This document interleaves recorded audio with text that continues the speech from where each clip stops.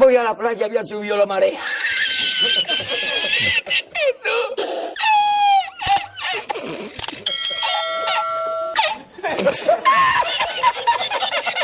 Jesús, había subido la marea y encontré una paella.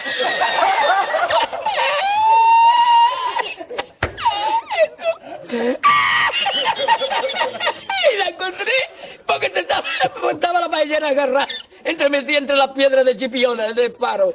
Y cuando entro en el restaurante me ve el cocinero con una paellera y adentro la vende paellera.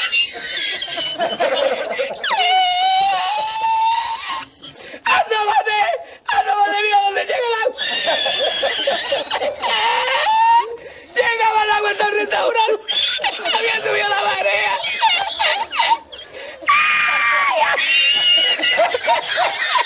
Jesús, hay que hacer ahora con los dos sacos de arroz.